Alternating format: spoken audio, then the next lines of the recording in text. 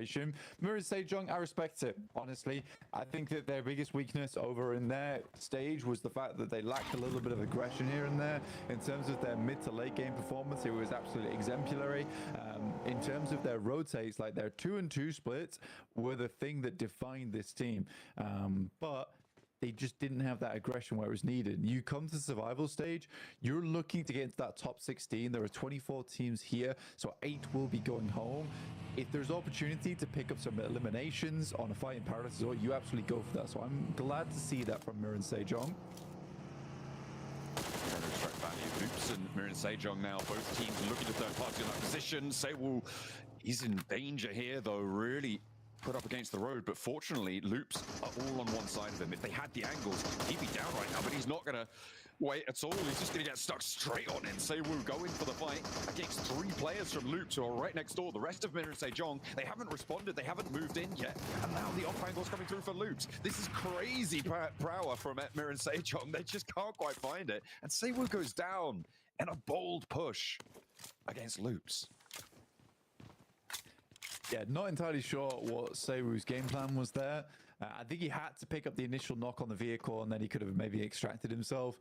I think when it came down to it, is he knew that if he stayed out in the open, that was it. He was done for. So he had to make a crazy play happen or just go down.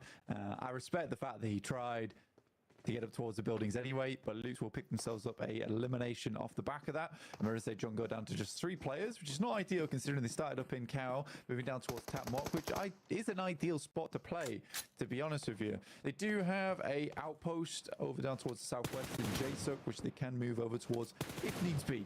In the meantime, it is other teams that need to get over towards this position. With Vampire over towards the eastern side, relatively safe for the time being. No one really pushing through them. There is Voin Donkey over in Hatin, who has a big amount of work to be done over in that region, considering they've got a lot of teams to maybe hold out on Hatin Bridge.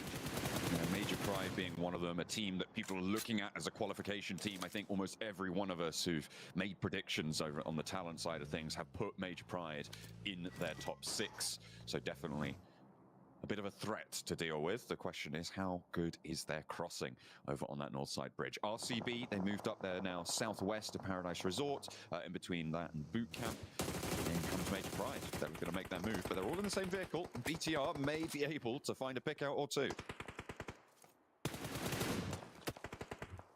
Lepar. With BTR, there was a lot of complaints about how they were a little bit too passive in their matches. And in terms of positional game, they actually had a lot of times where they could have made those crossings, they could have made those aggressive rotates and been in a much stronger position towards the mid game. Unfortunately, this wasn't the case a lot of times for this squad, where they just hung back too much, got themselves pinned over towards the edge of the blue by the time we got to stage 6. So hopefully that's something that they can maybe look to improve. The Vicious moving across. Very good team, actually. Did have some circle look over in their stage. Didn't really carry all the way through to getting a top 3, and they slowly fell off. But overall, like, the mechanics are there. The skill is there for that squad. I think that they just got outclassed by some of the other teams that were in their group of green. D plus Kia are on board now as well, and I think this is again another team that people are looking at as a potential qualifier. However, their fall off in the last days of their group stage blank made it really difficult for me to trust them, and they have to rebuild that trust for me over the next 2 days if I'm going to pay them any mind. So we'll have to wait and see if they're able to do anything from the southeast side. Rocking the cream color player banners there. It's a color we haven't seen in a while, I think, on the mini maps, but there we are. I think for D plus Kia, it's unfortunate. I enjoy the group stages big time, but I think 4 days sometimes is a little bit much.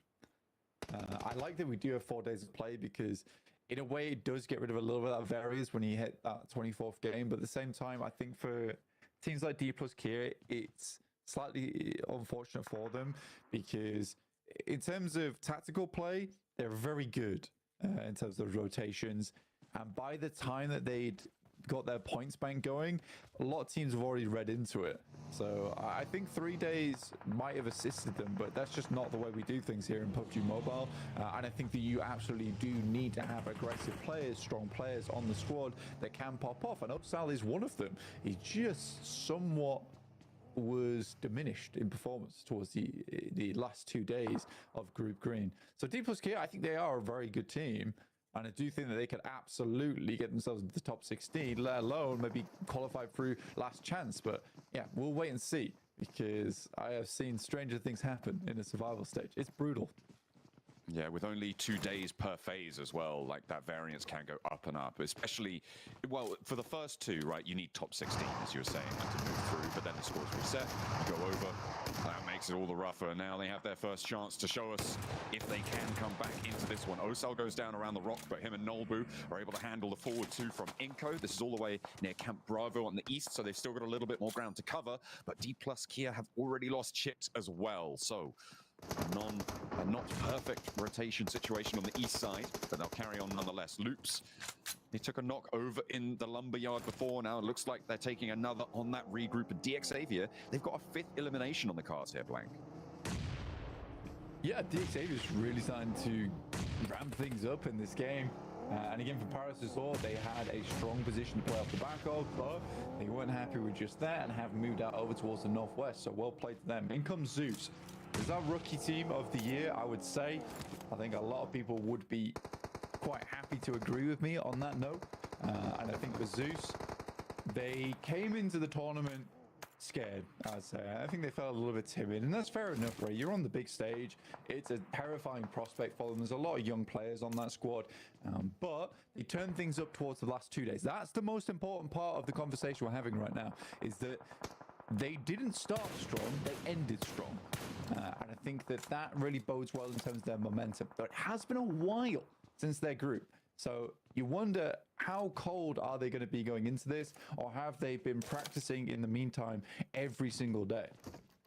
There's also that mental game. So coming into the PMGC as a whole, right, as a rookie team, as a rookie roster, you're thinking about them and they're thinking about, oh man, these guys, they must be so much better than us. They've got the experience. Well, Zeus qualified as well. They're pretty bloody good too. And now that they have realized that about themselves, even if they are a little bit cold, hopefully they can get a faster start. Yeah, it's a weird one, right? Because there's ups and downs to it. Because for Group Green, it's the best group to be in if you don't make it to the grand finals. It's the worst group to be in if you make it to the grand finals. For Group Yellow, on the other hand, it's the best group to be in if you make it to the grand finals, but it's the worst group to be in if you make the survival stage, because you have so many days off. But you do have a lot of time to, it's a give and take, right? If you're in Group Yellow, you get those 3 weeks to analyze every other team in the lobby and really figure things out. However, if you're in that final group, you have so much momentum going into this week, because you're just coming off the games from last week. You're feeling pretty fresh going into this. It's an odd one, the way it all goes around. So I think for Group Yellow, the most important thing is, have these teams done their homework? Such a shame that Brute Force qualified first place in Group Green, because we've got a cow circle finally. It's their stomping ground, and this time it will be taken up by Loops and Vampire from the northeast side. Loops in the lumberyard, Vampire in Cow, but the hills out to the west of it also a major factor. And I think Voin Donkey ID have a lot of control. The bridge crossing yet to come on through. Loops in the lumberyard though, having a pretty tough time staying standing right now, as they've lost a second player, and DX Xavier pick up yet another point. Yeah, it feels like Loops at the moment just don't really know what angles they're meant to be covering, which is a weird one, to be honest. DX Xavier realised this as well. They're like, look, these guys are absolutely hurting. Let's just go in. They will lose one player for it, but already now up to 7 eliminations for DX Xavier. What a result for them. I was considering putting this team in my top 6, but I'm not doing it. I wasn't quite trusting after what we saw over in the in their own group. Maybe I was wrong. Maybe I was wrong to doubt them. But we'll wait and see. We'll wait and see. Major Pride, Evo Station, Elementrix trying to take on BTR, but it's nice to see BTR taking the initiative on this fight. BTR trying to move Major Pride out the way. Been in a standoff on the island. The first and the second knock go the way of BTR. These nades flowing out of Hut Tin. Effective. AZ really nowhere to help this one, and Major Pride just get cut in half here. That is really, really rough, as Beck is already on the far shoreline, though. They may be able to hold out BTR even only with 2. It's a weird one because from Indonesia, those type of squads, they like to sub quite frequently and figure out what the best roster is to work with. And I think that they've done that quite a lot towards the end of their group. And I don't think even they were quite sure what their dream roster was. But I like who they're fielding here. 77, Eka, found by AZ from Major Pride. That is an unfortunate pickup considering that is a solo. Well, one of the solos coming through from Major Pride. Becca over in that compound down towards the south with AZ over on the west. I've just taken a look at the map and seen D plus Kia right in the middle as well, Blank. So that's a mysterious apparition in the middle of the circle right now. They've managed to sneak their way through past Tatmok and Cal to get a decent chunk. 77, they played into the circle very, very late, which is why we're seeing them try to go for this bridge crossing. They weren't in that standoff on the northwest. They played on that southwest drop spot early on in the match, and now they're trying to make their way across, but there's a bit of a roadblock in the way. Major Pride's duo, Zeus on that south side, as we head on up to the north, and D plus Kia have managed to come up looking great on this, and so have Void Donkey ID. Void Donkey ID, probably one of my favorite teams, actually, so far, inside the survival stage. Since their improvement, like, I think it was like 3 chicken dinners on the final day that they were able to pick up. It was wild. It was wild what they were able to do, and they were really feeling themselves. But again, that's a team coming into this one with so much velocity from their group. They're going to be barreling towards a lot of these teams. With D plus Kia, once again, doing D plus Kia things. Like you said, ethereal in their approach up towards that north side, able to find themselves a strong position. DXA, I don't even think are aware that they are here. Mirror and Sejong, on the other hand, with only 3 players, do not have that same kind of rotational capability. A cow conclusion necessary here for RCB and for Vampire, but one of them is not going to have the ending that they want. Vampire take first knock, but it's answered as well. A step around the side, and again, 2 knocks. And there's third parties coming on through. That's from 4MV. That's from the remnants of loops over in the lumberyard. The crossing, Wild can't control it. Steps out wide. Danger from 4MV on the south side, so needs to be careful. Vampire, they're losing players thick and fast. And trying to dodge around the side here. Both need to go for the reload as Wild managed to restock on the ammunition. Finally. And that will be the end of the Vampires. Looking for that res, they'll play on as 3. And Wild had some great movement there. It was very difficult, but you can tell just how skillful both those teams are. It was not easy to make happen. Zeus making a roll up towards the shack, and they just keep on going. Darkin's left behind for the time being, but that will be all she wrote for Zeus. They are not likely to get out from this position. I mean, they've gotten rid of a lot of Major Pride. Mirror and Sejong are in the compound, but they're flexing out over the hill. You can see they want some of this. They want these points, and rightly so. They're on 4. If they can rack up 2 more, that would be brilliant. Becca's across the way for Major Pride, the last player on the roster. But they all are going to have to move a little bit further in. If Mirror and Sejong can control the south side of this curved hilltops on these rice fields, Blank, this is going to be a great spot for them, but they have to move further up.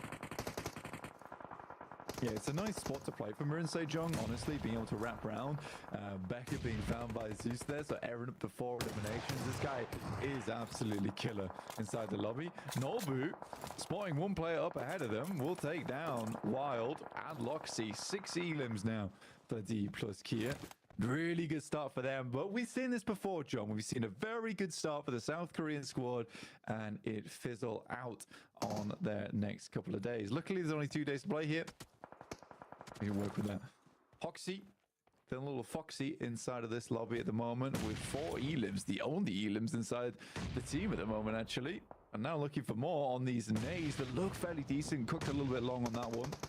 Ooh, a nade finds Mirror and Sejong up on the high ground from the Vicious. They are closer to the circle. They're in their little divot, their little ditch, and they're trying to hold out on it. They have to dig in harder than that, though, because Mir and Sejong are bearing down upon them. Jaso now also falling, and they are starting to turn this one around. Reyes moves up into position. It's just final left, and the nade up high to the rock goes to the wrong side. Knows now that there's no one there, and this next nade might be able to find the mark. Reyes, is he going to get eaten? Yes! He's found a nice little bobble over the top, the bouncer. It's a ridiculous nade, actually. It goes over the top side there. I wasn't thinking that was going to hit, but little bounce makes it happen. But Mir and Sejong are now in a sticky spot. 6 teams remaining at 17 minutes, stage 5. This has been one hell of an aggressive lobby, and you can understand why. These teams only have a couple of days to put up the points that they need to stay in that top 16. They do not want to be in that bottom 8, so the spread in terms of elims is very high because teams are no longer looking for those. They still want consistent games, but they're looking for any kind of elims wherever they can find them, because this is a key part of the tournament right now. Yeah, top 16 being the bubble, it makes a lot of difference to your playstyle, like you've highlighted there. I think that's something that we're definitely going to be seeing a lot more of, and it's kind of pretty good for us, I think, as viewers, as watchers, as fans of PUBG Mobile. We're going to get a lot more action. It's going to get hotter over the next few days. With the 3 days we've got to play here, each of our teams only plays in 2 of them, which just exacerbates that problem. It's a really interesting dynamic. Voin Donkey ID currently with 3 eliminations. They're going to want to sweep through and get a lot more, but DXavier leading the charge on 9. Yeah, DXavier's had a really good start to this game, and somewhat feel like the strongest so far. But with Pmgc going down on that over on that east side, things do get a little bit tough for them. 4MV though, what is going to happen with this team? Is Doc down? I think he is. Yeah. Max is not happy. I already know he's not happy. I can hear him screaming in the background. All the way from France as well. That's crazy. Goodness me. He's a loud man. Yeah. He's got a set of pipes on him. Hopefully 4MV can pipe up in this game too. They're on 3 eliminations, and they've got a move to make from the southeast side, from the lumberyard.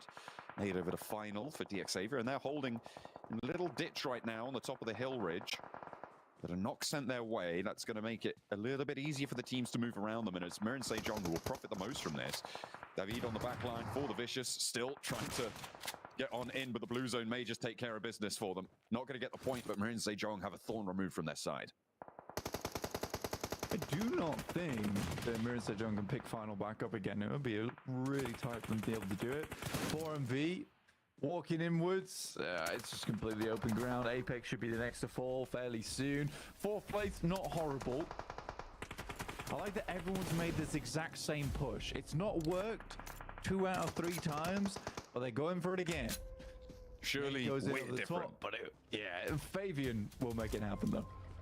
Yeah, D+ Kia on the north side, able to keep things on lockdown a little bit. Manobu on the back line is going to get rezzed here. It's all up to Fabian to keep this position held. Potato from Voin Donkey ID crawling up closer.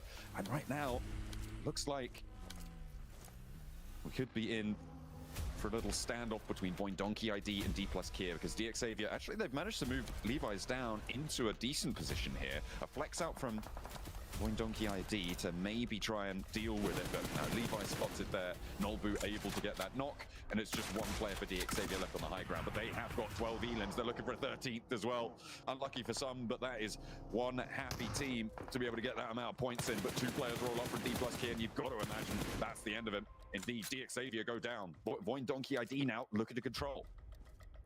Fantastic plays from D+ Kia. Really good rotates. I mean, Fabian on this angle, he knows he's got a huge amount of oversight going on, but Potato could be a problem. Getting real close up towards Fabian now. Does need to back off slightly. Razor off in the distance for Voin Donkey. Could easily be a Voin Donkey win if they play the cards right, but I don't think D+ Kia is going to let this one slip. Want to keep them firmly in the driver's seat of it. Potato pressured out by Osal. That smoke over towards the other position, but Fabian gets spotted. Razor does get traded off though, and Nolbu means takes them down into a 1v2. Unlikely you can res that for D plus Kia, so it is just a pure 1v2 here. Potato trapped in and the nade over the top for Nolbu. Needs to try and isolate one of these angles. Cannot take a 2v1 with multiple peaks at the same time. Osal trying to drop down. The nade goes long onto Potato, but out into the open. It's just not going to work out. And it is D plus Kia to add another Sandhawk chicken dinner to their tally. Will it be enough? This is what we wanted. I mean, will it be enough? I don't know. It's first game, John. Come on. Give him a little bit of credit on that one. This is the idea of momentum that we were talking about earlier. They were fresh off from Group Green, but they look good either way. And it feels like they have fixed some of the mistakes on side and trusting a little bit more on those off angles. It did feel like it came down to a point where it was like Osal was sort of the only player on that team really pushing the limits of that squad. But it's nice to see Fabian back off on an off angle. Well, the hope is for D+ that this isn't a one and off, and this isn't a fall down from what we saw in their group back in Group Green. We had them in top 3, I feel like, for the majority of the days, but when it came to the final day, they just couldn't keep up, and they eventually fell down the leaderboards and netted themselves here into the survival stage. But a good start here at a D+, Max. Yeah, very good start. I mean, we also have to keep in mind, Jason, they lost a player instantly upon phase 1 versus Inko. They were down to 3 and understood, okay, taking fights head on, not going to be quite the play. We're going to avoid all of those fights near Cowl, send it straight in the center of the circle and just try and survive. And then when we do have circle control, when teams are forced to come our direction out of these strong POIs like your Cowl, like your tap marks, that's when we're going to start getting involved in the conversation. That's when we're going to try to get as many limbs as we possibly can. And Hodrix, as we see right now, the amount of control they showcased at the end of this game is absolutely incredible. I don't know how they do it, dude. I mean, it's ridiculous. I can't express just how insane this team is on Sandhawk. These guys drop docks. They drop in docks and they move all the way up into the zone and are able to get so many eliminations. Noble as well. I mean, even at the end, that 2 push onto D Xavier to just clutch the victory. I mean, these guys are starting off so strong. I hope they can just replicate that in the other maps. I mean, we can't forget about the fact they did win 2 Sandhawks in the respective group as well, which is kind of funny to see, right? And then we had DRS obviously take one later on.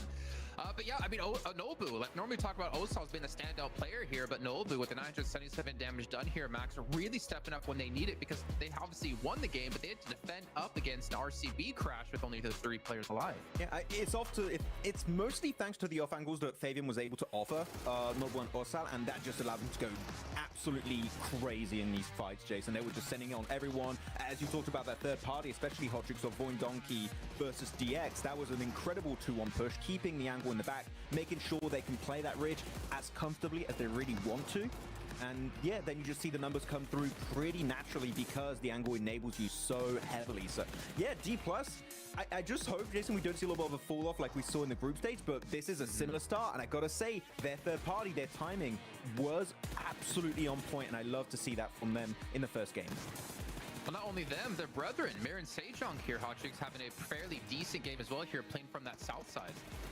Yeah, I mean, Mir and Sejong, they land right where this circle pretty much ended up on, right? So, I mean, this should have been, I think, a little bit more of a solid match from them. But, I mean, for the first match of the day, I always have, like, I call it the hot jukes excuse card. I punch it for everybody for game 1. You know what I'm saying? Because Sandhawk, you know, new group, it can get a little bit sketchy, but MSJ to be able to put up some good eliminations is a great start for sure. We actually, talking about the teams that reached the late game, we have to bring up D Xavier, right? Like, let's not forget, they were involved in a hot shot like in Paradise Resort versus Stalwart and completely just swept the floor with them, to be completely honest. Like, they just completely destroyed Stalwart in that position, then initiate the transition point and take control of that high ground north of Mir and Sejong. Hodrix, that was a great transition point for them, and then they can just exude as much control on the lobby as they really want to. And off the back of that, they are going to be the top fragging team this game with 13 points. GX coming in to play. Going that full IHC route here, like we're talking about. I mean, the aggression of D Xavier is phenomenal, but can they maintain it when we get obviously into these other matches? You know, 4MV coming in from Cow too, getting some 7 points for themselves. They ended up having to deal with Loops, and RCB were there as well, but RCB ended up rotating into D+ instead. Zeus getting some good eliminations. RCB got some good eliminations here as well. But another team we're going to have to talk about that it was kind of confusing in terms of what they were doing. We were a little bit, disagree with each other on what were the reasoning behind this. But Bigatron on that Northwest Island, I know you spotted this out first, Max, if you can talk us through it, but Hans was kind of playing away from his team. Yeah, so the rest of the team of 3 of the players were playing the Northwest Mountain, as the team that typically drops there would do. But Hans was just scouting the northern coast, and I really thought for the longest time, Jason, the idea was, we're going to find a boat. If it goes over to the eastern mainland, then we're just going to do a quick boat take before any team has the chance to react, before any team has a chance to get control of strong positions in the circle near the coast, and we're just going to claim that position first. I thought that was the whole game plan. I don't know if they just didn't find a boat or whatever happened, but that scouting really didn't give them too much in the end, which I think is a bit unfortunate. There was a really good opportunity to pull one of the best boat takes outside of the Team Spirit one that we've seen this PMGC. I mean, it's kind of hard to top that one. But if we're talking about rotations, Hot Jukes, also 77 has to be brought up here. I know we were looking at this and Max was getting furious about them. They're dropping over in Same, but they rotate through Northwest Island instead of going towards mainland. Hesitation. Like, I mean, it's wild because 77, we saw them go on over. It looks like they were gonna do like this boatate in like late circle 2, and instead just are like, oh yeah, by the way, if we attempt this, we're like 100% dead because we're gonna be so late. All the main edge areas right there on the side near Cow are already gonna be taken right now. So they just say, you know what, forget the boatate, let's go ahead and drive super late into this circle, and then they just got obliterated. So yeah, 77 just got, I think, too much in their heads, and instead they should have just slowly just crept in, and you got to just battle it out sometimes those little sneaky D plus Kia rotations are just not available. I think looking at 77 Hodrix, there were 2 good options. It was all the early boatates, which as we saw did not happen, or going to the eastern mainland. Going to the west, you're forcing yourself to cross 2 bridges that are being gate kept by like not 1 team, not 2 teams, but at that point I think it was 4 teams look in your direction. So 77, sure, it's only 1 Sanhok a day, but the next time, hopefully they go for a little bit of an easier route, because I think they just tuned the game mode to hardcore for themselves this game, and they could definitely have made it a bit easier. Yeah, obviously adaptations are going to be very important. I mean, I think you look at this in paper and it's like, as long as you're not a bottom 8 team, you get into last chance. But this is PMGC. Like, all these teams are insanely good. I'm looking for this adaptation. Stalwart, are they going to go boot camp again? Or sorry, Paradise. I know it was Paradise, I believe they dropped, right? Yeah. Paradise up against the Xavier, or are they going to adapt? Are they potentially going to be finding a team in Picado later on? You can't be hot dropping in 50% of the matches here and try to avoid bottom 8. So I'm really curious if we're going to have those adaptations going into these future days. I hope so. And that's why you see these teams. You can see the little pictures there down at the bottom. These guys know where each other are going to drop. They want to avoid those hot drops pretty much at all costs, and especially in Erangel, because we got 3 of those maps. It's the big chunk of it, and that's honestly why I'm so concerned, right? For one team in particular, and that's Team Liquid, right? I think Team Liquid have a lot of things going against them in this one, because Erangel was their slowest map. We heard Knight talk about it, their coach, saying that, hey, we're the kings of Miramar, we gotta fix Erangel, and just unfortunately they were within. Well, they're gonna do it now. That's the big question. Oh, we'll find out with 7, who actually does have Team Liquid on the stage. Welcome back to a quick report with the 7WG. This one is going to be in regards to Team Liquid. Before we get into Erangel, this was a team that actually struggled massively with Erangel. They were averaging about a 13th place finish right up until the last day when they decided to switch it up in Erangel, and they started averaging a 6th place finish. A much better improvement out of this team. I got a chance to talk tonight even a little bit more, and they said that they went back all the way to the early spring PMSL of Americas, and on top of that, they went back to look at Pmgc, the first stages of group, because they were performing so well. They wanted to see what they were doing right and compare it to what they were doing wrong. So we should be seeing a much stronger Team Liquid. And another team that I want to talk about is going to be none other than Boing Donkey. Boing Donkey told me that they're not going to be landing Primors because Vampire Esports is here. So a lot of changes happening here at Survival Stage. I find that interesting. Actually curious to your thoughts here, Hodrick, since you're just talking about Team Liquid. To go looking back to like spring, to look back at PMWC to see how you were playing well, I find that kind of interesting. Yeah, definitely. I mean, they're going back, and going through the playbook to figure out like, hey, what do we got to fix here? And it's going to be a lot, watching them change their secondary drop location. It does show a sign of weakness to me. I got to be honest here, because the biggest teams in the world, they don't change no matter what, right? Secondary or whatever. So Team Liquid, they have that going against them, and even worse, they're in group green, guys, right? So they only play today, tomorrow. Group yellow and red are going to know exactly how many points they're going to need to pass them up. So Team Liquid have to hit pedal to the metal right here, right now. And only 2 days to play here to really make your stand, to get yourself the points you need to maintain a top 16 finish. Let's head into our first Erangel 3 of the day, once again here with John Allen and Blink. Each of our teams has 6 maps on Erangel to play, and this will be the first go-around. From Primorsk over towards Kameshki on the plane path, it looks like, certainly up towards Stauber. We're not going to see 2 teams drop in Primorsk. It's only going to be the Vampires taking up residency on the southwest point. Which is fair enough. I mean, we were talking before about this, John. I wouldn't want to fight against Vampires either. They're a pretty chaotic team when it comes down to it. And when it comes to chaos, that's not something you really want in survival stage. You'd rather something a little bit consistent. But if you can get third parties like we saw versus DX Xavier earlier on, that's certainly something teams are definitely looking for at the moment. Vampire going to be staking their claim to the southwest side. We'll see if there are any more snafus in the early game to kick things off. Who's going to take the military base? Who's going to take control of that bridge crossing as well? Without Siege Osaka, a 4MV going to have a better time getting across? Like, what's happening there? It's actually a funny thing because I was going to say the same thing in terms of, look, CH Osaka not being in the lobby might be the most happy thing right now for 4MV. Question is, are Void Donkey going to take up that same kind of control? Because currently they're playing towards Very Pier. They do have an outpost over towards Gatka, John, though. So that leads me to believe that they're not going to go for something too crazy. With the circle heading up towards Severny, might be a chance for 4MV to maybe head east. I feel like that would make more sense, right? Because you've got dropping out on that low west side rather than on the low east side of the map. And in general, with this circle, you're not going to see too much stock in those positions like Melter, like South Coast Farm. Major Pride very likely to leave there. Voindonkia could be just hopping back to 4, it could be a vehicle and then a regroup down south, but with this circle, it's you want to regroup a little bit. It's hard as well because with the way that we saw the plane path go through from Primorsk up towards Stauber, there's now that question in your mind of whether you want to rotate on the western side of the map, because that is a hard place to rotate from as well with the amount of teams in that area. But it is the Vicious coming up against Zeus, losing Rita as well. And Rita, although not always the strongest player on the squad, he is a very reliable squad mate to have. A lot of times playing that backstop, and we know from watching teams like Twisted Minds, you need a reliable backstop, and that is what Doran kind of set himself up at. So losing Rita, that's really quite not good. Yeah, and for Zeus as well.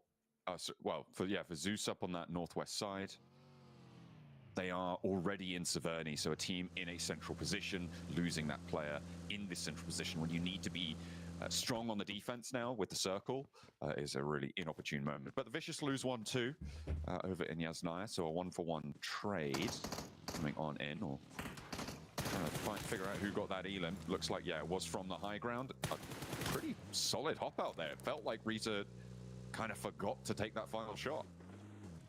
Yeah, David was very low. It's very, very low. I feel like he should have gone down there. Maybe Rita was just out of ammo. But yeah, an unfortunate trade for them. Considering now you do have Zeus up in Severny, that's a fantastic spot to be in a lot of times. With only 3 players, you do lack a little bit of control in that area going forward. Now, I'm curious not only about Zeus, John, I'm also curious about RCB going forward. Max on the desk was praising them earlier, and so he should do. Some of their rotations was absolutely phenomenal going into Group Green. I am curious to see if they can pull that off here, but I don't want it to always be Silas leading the charge. And I think we did see that in the final game of Miramar, where Silas went down, the rest of the team was like, we have to step up. This guy has been doing so much for us, and we really need to rally around each other and not just Silas every time. Yeah, they need to back him up a little bit. This guy's a world champion. He's got the chops for it, and the rest of them do too, but they needed to realize that. Unleash their inner Silas in them all. They'll be able to do the same here in the survival stage. But again, back to that point about what is survival stage, you just need consistent mid-level points, right? If you're putting up 6 points a game, it is quite likely that you're getting to the last chance, right? That's where you need the big breakout performances. So we'll see if those playstyles get adjusted to that. With the 6 points per game, you're absolutely right. In terms of getting last chance, that'll do it for you. And I think it'll be the first day for both the groups that are having their first day of play, right? At the moment, for Group Green, specific do need to have a really big breakout performance on their first day, which is why you are seeing teams go for some very high. Might not always be advisable at this point, but you can give yourself a little bit of a buffer going into tomorrow so you can see yourself ahead. That will be ideal. Like Jukes was saying, it's a good point to make as well in terms of, you know, Group Red and Yellow. They'll both know the exact margin that they need to hit. So some of our squads do want to really pump those points up on their first day, and they do that through third parties, which is very doable over on Sandhawk. Slightly less doable right now in these stages, at least on Arangel, with this circle going so far up towards the north. Our teams have crunched into that north circle as well now. Loops into the shooting range hills. RCB trying to find their footing nearby. Maybe able to split off a little bit of the difference. RCB with the position up in the buildings on that east compound, the west compound going to Loops. So they should be fairly chill right now for their current position. The next circle will give them some trouble depending on where we shift out to. Yeah, it's a hard place to find a home for us at the moment. And I think that with Loops finding that crossing, now they're out in the opening. Like you say, well, the next is a case where for us it could get troublesome because they don't quite have a compound to play, and it's likely going to either a crash or maybe a D plus Kia rotate where suddenly you're in the center of the circle and no one knows how. Yeah, it's just, you know, you just appear there. It's a play PUBG Mobile, all things considered. Just getting a central spot immediately. Who could complain? Team Liquid, they currently yet to get off the mark. Them and Vampires, the only 0-point teams right now. And they will position fairly central as well, just up the hill from those two positions that we saw from RCB and from Loops, but maybe still trying to joust it out on that shooting range hill. Goodness me. Stalwart coming in for a river crossing fairly soon. Some teams still coming in fairly late. 4MV still on that military island. So going to be trying to find their way across quite late on in this circle. Won't have a position to play around, so scouting very, very necessary. And the good news for me, Blank, is that Doc is at the back of that approach. Yeah, they sent him right to the back of the queue there. Look, you will not be lining up. You will not be the first, right? You're our backstop. Or it could go a completely different way, and Doc just never regroups. All right, he's just going to stay in Sosnovka. But it does feel like there's a bit of Sosnovka trauma here for 4MV in terms of when they're rotating, how they're rotating. They're quite scared of Lighthouse at the moment. They did all the way up until just the ending of stage 1 before they made this. Fair enough. I think they're very, very worried about getting taken out early here. They're a team that plays phenomenally well when they have 4 players up. Like, as a group towards stage 5, you're like, right, 4MV is going to get a big game. But it has been so many times in the past where we've seen stage 2, stage 3 for 4MV be the worst times for them, where they'll lose 1 or 2 players and that's it, the game's over. Yeah, they just get shredded apart like a bag of cheese, Blank, and then sprinkled over the rest of the lobby's point scorings. It hasn't been illustrious for them, but they will look to repair. Vampire also on a bit of a late rotate, this time over in Georgia Pole. So they are going over that West Georgia Pole long bridge to get up towards the north side. I think this is a wise rotate from Vampires at stage 2. You can survive the blue easily. And pushing in from the west side seems to be fairly uncontested. Stalwart may try and jump up in there as well, but an open bit of ground for them and probably their most viable approach. Over in the meantime, we've got the Vicious, who I thought they lost a player earlier, but I think they just had a oh yeah, because he got sprayed down super low. Was super low on the ground. Major Pride crashing on into the middle and having a bad time of it. Losing Elementrix. That point goes over to Loxy. There's Limbo Boom. He's going to oversee Zadira getting down off the hillside as well. a bit of a rough rotation for these squads, to be honest. It does shift hard up towards that north side again, and Cardozen goes down early for Team Liquid as they move up. That was towards Zeus, and now they look to face off versus Becca, a lone soldier inside this building. They haven't quite spotted him on the stairs just yet, though. This could be a sneaky pickup. Firstly, for Team Liquid, they just want this to be a clean fight for them. They don't want to lose a single player, but it's a good return fire for them. Yeah, a little bit overzealous there from Becca. Jumping at the opportunity a little bit too quickly, and Major Pride, again, losing 2 at early points in this game is going to be bad news. We talked about 4MV getting cut down. The same is true now for Major Pride, 2 games on the trot, so they'll need to find some repair on that one for the next games. They've also still got 2 players in this one, so how much value can they extract? Zeus still up on that north side, allowing teams into the south of Severny, Blank. I mean, with 3 players, it seems like a not terrible decision, but what it does mean is that you're locked in to fight them when the circle pushes you out of it. I think for Zeus, there is that capability to maybe move up towards the north side. With how north the circle has gone, I mean, like half of the circle in the water right now. There is some positions to move up, but you're right. In terms of leaving, there are so many side of Severny that there is likely to be some kind of fight going through. So I think for these teams, they're hoping for more of a central. The Vicious losing to a nose into Dog on a very long here. I think he took some extra tax to do. Should be a flush if they play their cards right, but they're going out that way, including smokes. But now is the time for 4MV. I don't think they can stay in this area for too much longer. They've been spotted. Doc takes a fair bit of damage, and again, stage 2, stage 3. Do not want to see players going down. I could hear Maxman tensing as well as soon as taking damage from the off angle. He stayed there too, praying too much, and probably that criticism is still valid even if he doesn't get knocked. Another hard shift on this northwest circle, though, is going to mean that 4MV, again, on the long side of this, are going to need to figure out their approach. Vampire, their approach from the west flank has worked out very, very well. Yeah, it's hellish for a lot of our teams over towards the east here, because there is that problematic crossing into the circle where Severny is a wall right now in terms of squads, in terms of teams. But Mirren Sejong, I'm curious to see how they play this one out, because they absolutely do need to hold face versus Voin Donkey. This is a fantastic spot to be in. Ooh, a nice shutdown off to the off angle there. Against Voin Donkey, final hops out, and Voin Donkey do fall entirely. 16th place, no elims, north side. There's a roll up now from Loops. Back on into the fight. Mirren Sejong looking to try and defend, but they've already got 4 elims. How much more value do they want? Can they get final down first? And the roll in for a little bit of Arias. Nino does fall. Coutinho on the outside. Neil as well on the off angle. Does it just leave safe? They find the franks. The Loops lose 1, but the approach is still good. He's got his approach. I mean, I don't know how he got through that building. Now, how is there no off angle on this one? Finds at least one. Say we'll find another knock and into a second. There's someone upstairs. Look for the fight. 8 limbs off the back of it. So for Mirren Sejong, although didn't look great, 70 limbs on the game off the back of that. I don't think they'll be too unhappy with how disastrous that fight was for them. Team Liquid sideline nades onto the engagement here between BTR and Zeus.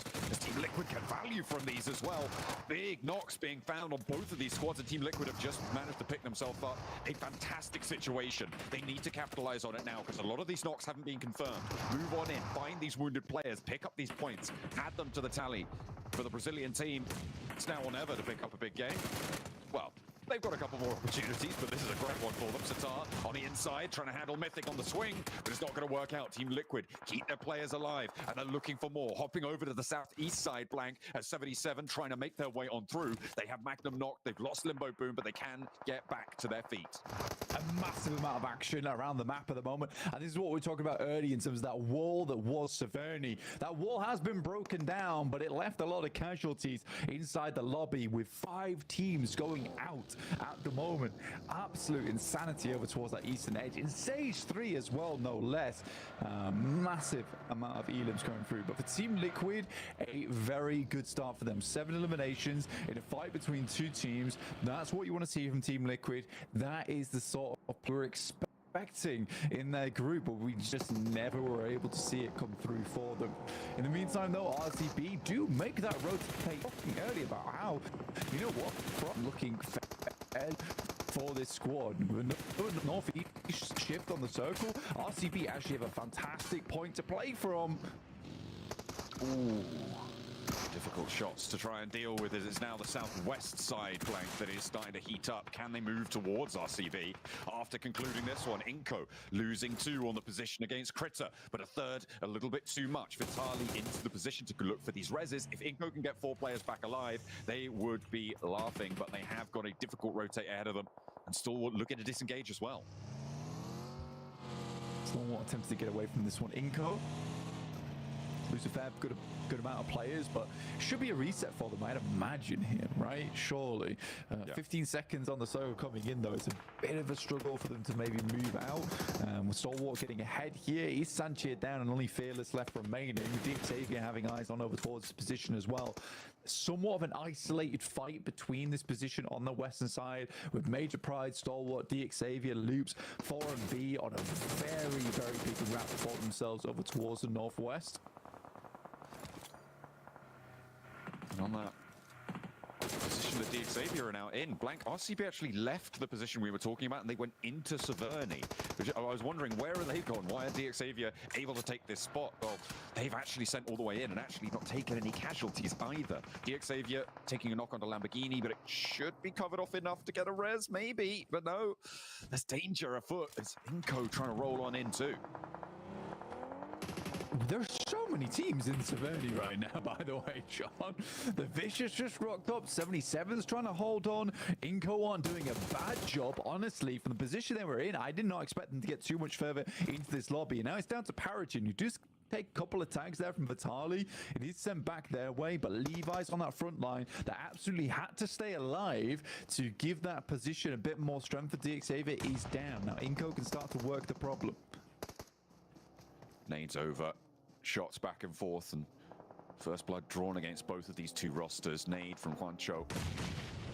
Looking to try and open it up. There's a rotate around through the back as well.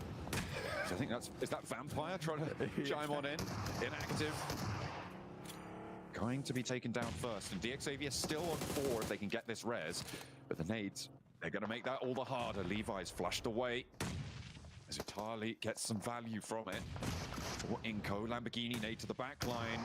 A lot of damage sent to Nenebete as well, as they continue to layer it on thick. And that is a nice little pickup there for Xavier. They are in control of this one, and a second knock found. Yeah, really good nades to hold back the tide from Inko, from Xavier on this fight. Now just 1 player left remaining in Vitali, who has been quite sick with it, actually, for Inko here. Almost made it work versus Xavier, but they're playing it safe here with the nades at the top. Should finish it out, and Xavier with 5 more eliminations, taking back the top spot inside the lobby. They'll pop their teammate back inside the vehicle and potentially try and drive out of here. Here's 4MV. They only had 2 players left remaining versus Major Pride's 2. Apex last left alive for the squad of a player knocked. Vampires, I respected the play. They saw the fight between Xavier and Inko, John. They were like, we're gonna roll on past. They're in an interesting spot right now. The danger of it, I mean, with the circle moving away, it's going to be a Severny scrap, I think. But the danger of it is as soon as that ridge line to their west gets occupied, they're done for, right? They're absolutely done.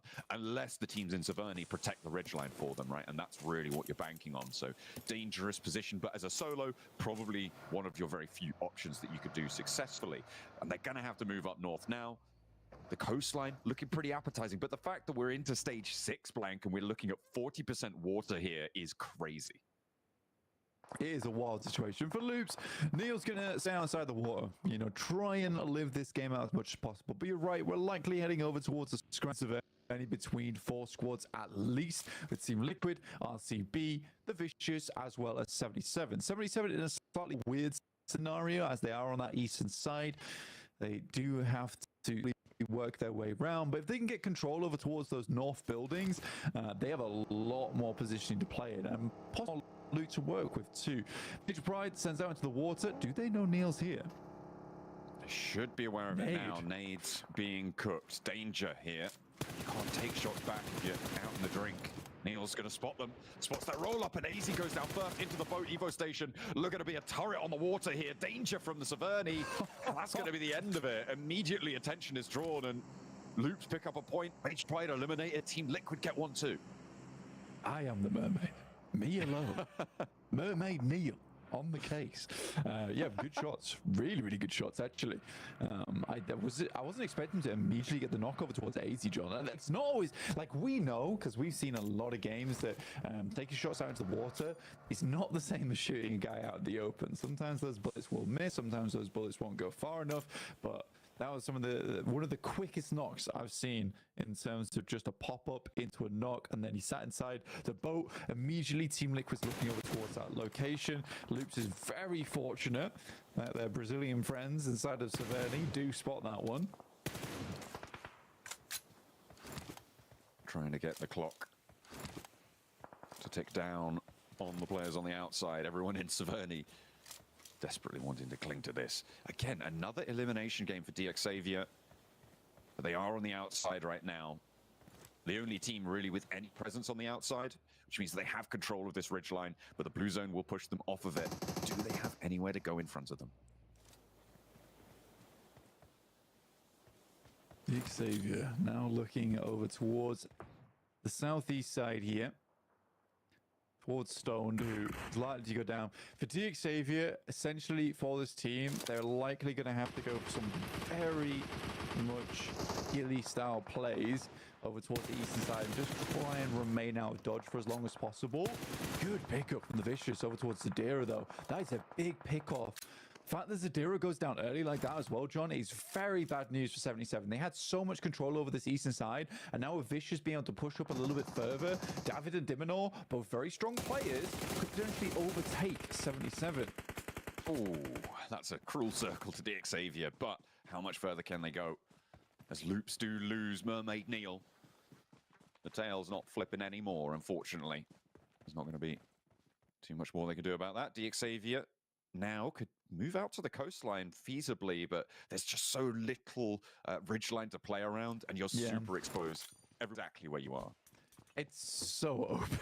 So unbelievably open for DXavier on the western side, John. I feel really bad for them, honestly, because I don't think they've played a bad game whatsoever, and their control over towards this western side has been very, very good. Unfortunately, you're right. Likely in the near future, they will be going down. A lot of the teams in Severny just making sure that this is centered in Severny. There's no other teams making their way in because RCB, the Vicious, 77, Team Liquid all know where one another are playing. They're trying to get rid of those outside chances, the things that might cause problems in the near future. DXavier sending up to that coastline, that low ridge line, really their only bastion to try and hold that. Loot crate is in the circle. Paragin leading the charge. The vehicles could be impromptu cover for them, but down behind it, there's suppression back from the ridge lines as well as a second player from DXavier falls. A third, Lamborghini. He's made it into Severny on a corner. Let's see if 77 handle it. It's the outside opportunity I was talking about, the anomaly of the lobby. 77 were able to take a shot over towards the Vicious, but unable to confirm on that flush. And now they know that there is a player in the wings. Out comes a couple of our players from 77. They will finish off Nadetti. That's Lamborghini down. So good stuff. Good stuff overall from 77, but the fact they went from 4 players in a very strong spot on the eastern side, now down to 2, is a very unfortunate situation for them.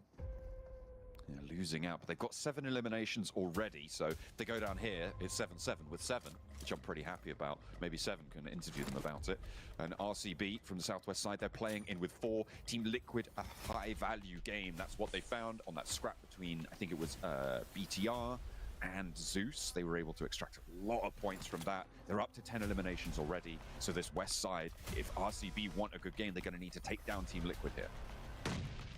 I'd quite like to see RCB take this match as well, because for them, this has been a really tough crossing from the south side and Rozhok. There were so many teams ahead of them. We talked about how they were out in the open earlier on. Luke's been able to take up those compounds ahead of them. So I was actually somewhat confused they were able to get into this position, and something that I hope that the desk is able to enlighten me about, as I was obviously distracted in that moment. Yeah, very, very good game from RCB so far in terms of control. Obviously, don't have the same amount of eliminations as Team Liquid, who are trying to extract everything that they can from this lobby, so they can continue on to last chance. And that's the thing about this survival stage is 2, 3, probably, I mean, 4 good games are what you're looking for here, right? But if you get 3 on the cards, that can basically see you safe almost just off the rip. Yeah. This shift over towards them. To be very happy with it for Team Liquid. Yeah, you're absolutely right. In terms of like 3-4 good games, that might be all you need. And if you're able to do that now and give yourself a buffer on your first day, that's the most important thing. So every single one of these teams looking for a strong match here. A chicken dinner would be awesome. But with this circle moving over towards the western side, that somewhat cuts out 77 and the Vicious. They'll likely conclude their engagement on the eastern side. But again, it's such a shame. The 77 with 4 players has now gone down to 2. You're unsure of how it's happened. You're unsure why it happened. But there you go. 77 have made quite a few mistakes in the past. It was only up until those final moments in their group that we started to see them play to the potential that we expected them to be at. Nades over RCB, looking to push up, get rid of Team Liquid here. 4 players still for RCB, but damage going to be sent their way. Chief and Ayala out on the back wall here on the compound. That may catch RCB by surprise. Chief launching a long nade down the edge, but RCB retreat. Don't take a knock just yet. The nades to follow it up, and RCB flurry into the building to try and get a little bit of cover against them. Now that wall position has been spotted, it will be known. In the meantime, 77 managed to eliminate the Vicious on the east side, so they can get into the next circle, maybe get up to a second place here. Yeah, for 77, there's actually a high likelihood they'll get a second place, because this fight most likely will conclude before they even get across. I am wondering how many nades both teams have left on side. You're almost wondering whether RCB were trying to take that initial engagement because they know that they're fairly decent when it comes to meds, but I would be wrong there too. Level 1 helmet, level 2 vest, 0 first aid kits. Dear me, for RCB, starting to get real rough. And with 3 limbs, even with the placements, I mean, it's a decent game, but it's not a big game for RCB. It's not one of those good games that we were talking about that can see you safer. Not able to check that box off just yet.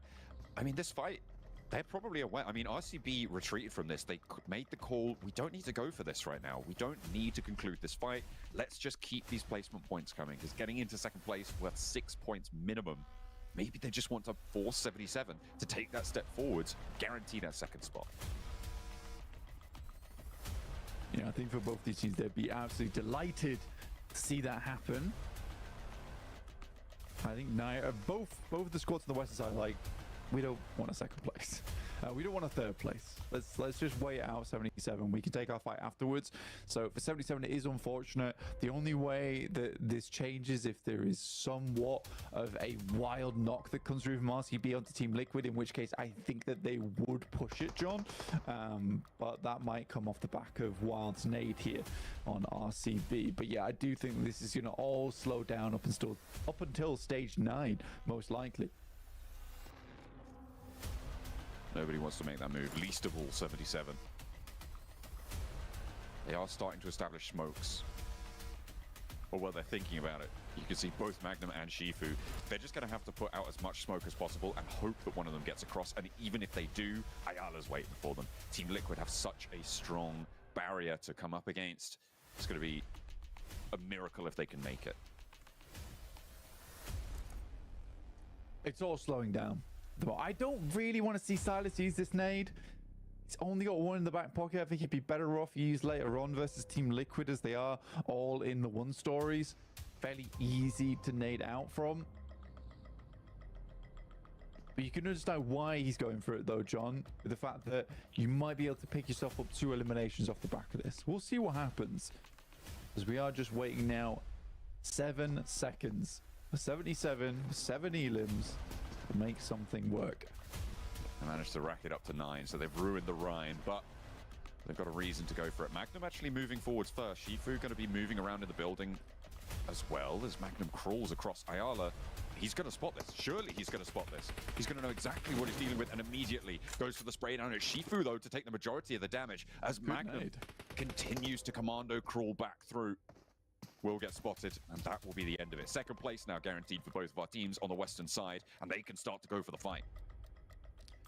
12 elims on top of the 4 coming through from RCB. That would be a 16 plus a chicken dinner 26-point game, which would be massive for Team Liquid coming into this. But RCB, they have that manpower. They've got the man advantage on side. That's one of the very few nades that RCB has, and it does absolutely nothing. Loxy on the wall. Could be first to face Team Liquid. With the 12 elims have locked down a good game already, but RCB want to put more up on the card. Getting a chicken dinner here would be great. It would put 6 elim chicken dinner, a 16-point game would be great for RCB, and the team from would be happy to achieve that, but right now they just haven't got an opening to move towards Team Liquid.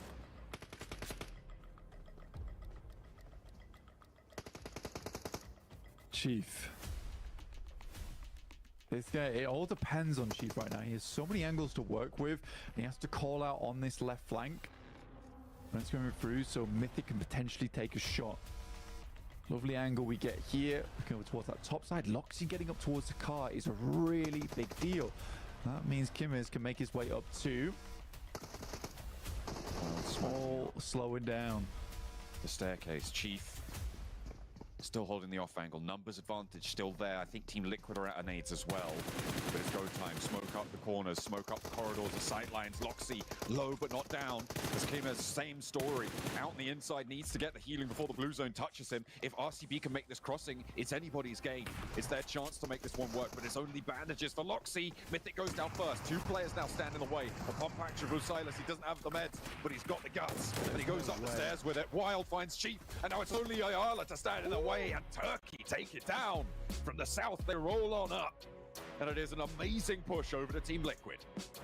I mean, it's a dangerous push as well up towards the rooftops. I respect the fact they went for it and they weren't happy with just the 2 elims and letting that go down to the play zone, but very, very well played from RCB. Really good pusher from Loxy though. And I think we talk about Silence a lot, but Loxy didn't get up towards that car on the eastern side. That was such a huge pickup from him to give the rest of the team an opening to move in versus Team Liquid. Good way to start off our spree of Erangels here as RCB take home the first chicken dinner of 3. And I mean, Max, you were kind of talking about it right before we came on air. A very risky play for them to go up the staircase for that. Oh, Silas, you absolute crazy, crazy man.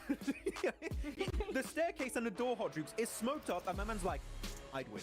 He got knocked, but you know what? They did win the game at the end eventually, so it was definitely a successful push. But RCB, so many good rotates, Hodrick, from the initial rotation of Rozok, and I know Blank was interested in how they moved. They kept just being